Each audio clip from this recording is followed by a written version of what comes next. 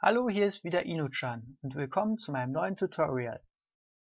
Wie ich euch letzte Woche bereits versprochen habe, geht es diesmal um den Eisbow von Ash, einem Charakter aus dem Online-Spiel League of Legends. Dabei habe ich als Vorlage für den Bogen dieses 3D-Modell benutzt, das ich auf dieser Internetseite gefunden habe. Den Link zu der Seite findet ihr nochmal unten in der Beschreibung. Dieses Modell war dabei sehr praktisch, da man es beliebig in alle Richtungen drehen und vergrößern und verkleinern kann. Nun eine kurze Zusammenfassung der wichtigsten Materialien, die ich benötigt habe. Eine 3 cm dicke Styrodurplatte, ein großes Stück Pappe, Flüssigkleber, ein Heißluftföhn, Warbler, eine Metallfeile und eine Holzraspel. Als erstes habe ich die eine Hälfte des Bogens auf die Pappe aufgezeichnet.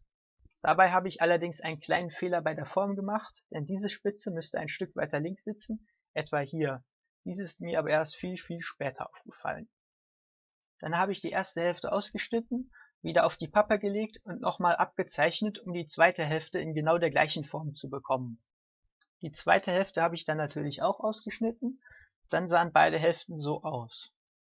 Dann habe ich die Pappstücke mit Stecknadeln auf der 3 cm dicken Styrodurplatte befestigt und habe die Form mit einem Edding auf die Styrodurplatte übertragen. Wie ihr sehen könnt, habe ich dabei einen sehr dicken Edding benutzt. Das habe ich absichtlich gemacht, damit ich beim Ausschneiden der Teile noch eine gewisse Pufferzone habe.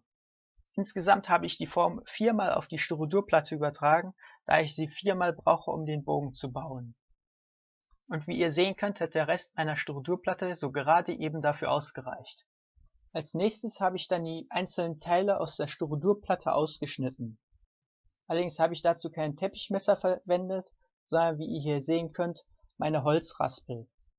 Das habe ich gemacht, da man mit einem Teppichmesser eigentlich nur geradeaus schneiden kann und nur sehr schlecht Kurven schneiden kann, aber die Werkstücke, die ich ausschneiden will, haben sehr viele Kurven.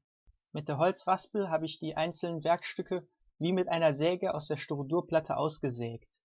Natürlich hat diese Methode den Nachteil, dass sie sehr viel länger dauert.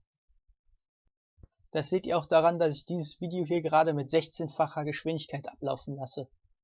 Nachdem ich die 4 Teile dann voneinander getrennt hatte, habe ich noch die überstehenden Reste abgeschnitten und dann noch ein paar Details bearbeitet.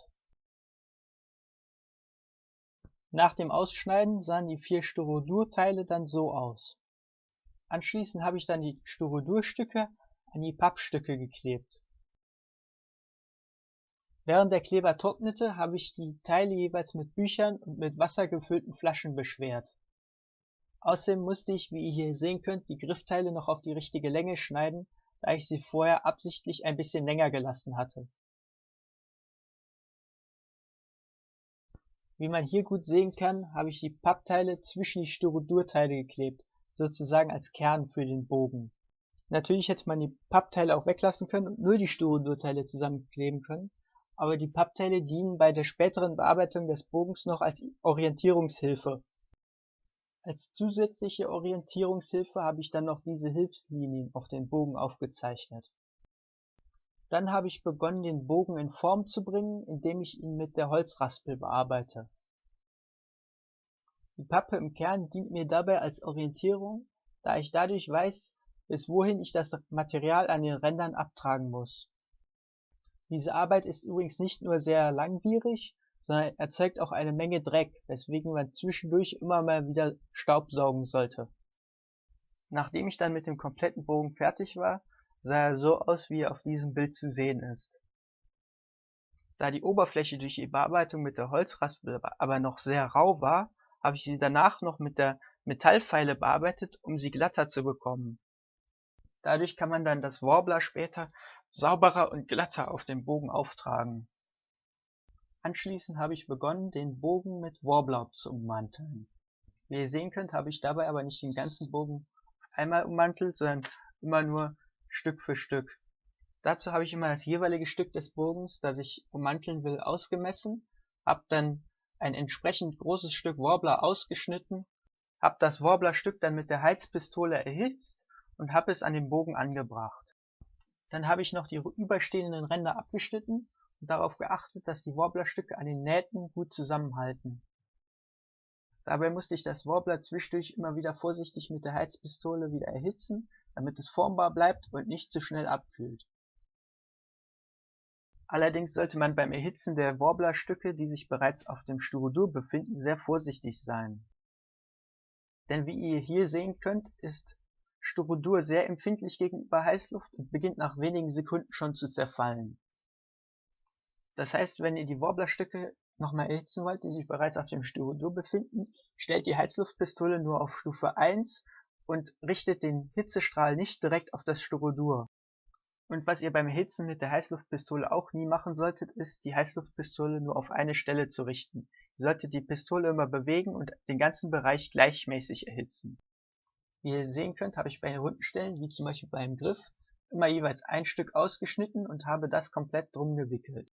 Im Gegensatz dazu habe ich bei den eckigen Stellen für jede Seite jeweils ein einzelnes Stück ausgeschnitten und habe die Teile dann nacheinander angebracht. Auf diese Weise ist es einfacher, die einzelnen Teile anzubringen. Hier könnt ihr jetzt nochmal aus der Nähe sehen, wie ich den Bogen jeweils vermesse, das entsprechende Teil aus Warbler ausschneide, es mit der Heißluftpistole erhitze und dann an den Bogen anbringe. Um die Nähte zwischen den Warblerteilen zu verbinden, müsst ihr einfach den Bereich der jeweiligen Naht mit der Heizpistole erwärmen und die beiden Warblerteile dann zusammendrücken. Dadurch verschmelzen die Warblerstücke miteinander. Natürlich solltet ihr auch hierbei nur sehr vorsichtig erwärmen. Hier seht ihr jetzt noch, wie ich diesen sehr kurvigen Bereich ober- und unterhalb des Griffes mit Warbler bedeckt habe.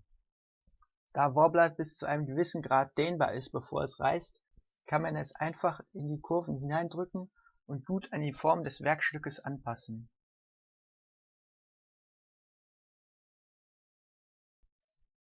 Als ich mit diesem Teil dann fertig war, sah der Bogen so aus, wie ihr ihn hier auf diesem Bild sehen könnt. Danach musste ich dann noch die Enden des Bogens mit Warbler überziehen. Danach habe ich noch ein paar Details an dem Bogen angebracht. Dazu habe ich einige Warbler-Schnipsel in einer Porzellanschüssel erwärmt und habe diese ähnlich wie Teig zu dünnen Röllchen ausgerollt. Mit diesen Röllchen habe ich dann die Details erzeugt, die ihr hier jetzt auf diesem Bild sehen könnt. Danach sah der Bogen dann so aus. Als Abschluss habe ich dann noch ein Gummiband als Bogensehne angebracht. Dazu habe ich die Enden des Bogens jeweils erhitzt und habe das Gummiband dann in das weiche Warbler hineingedrückt. Anschließend habe ich die Enden nochmal mit einem Stück Warbler ummantelt, um das Gummiband richtig zu befestigen. Hierbei ist zu beachten, dass man das Warbler nicht mehr erhitzen kann, sobald das Gummiband daran befestigt ist, da sich das Gummiband bei Kontakt mit Hitze sofort auflöst. Somit war ich dann fertig. Grundiert und lackiert habe ich den Bogen nicht mehr, da meine Kundin, für die ich den Bogen gebastelt habe, das selber durchführen möchte. Damit sind wir auch schon am Ende des Tutorials. Ich hoffe, ich konnte euch weiterhelfen. Wenn ihr noch Fragen habt, schreibt sie doch in die Kommentare, ich werde sie auf jeden Fall beantworten. Und wenn es euch gefallen hat, dann gebt mir doch einen Daumen hoch und besucht meinen Kanal, wenn ihr noch mehr Tutorial-Videos sehen wollt. Oder abonniert meinen Kanal, um keines meiner neuen Videos zu verpassen. Ansonsten könnt ihr auch mal auf meiner Facebook-Seite vorbeischauen, um meine anderen Cosplays zu begutachten, oder klickt hier, um eines meiner älteren Videos zu sehen.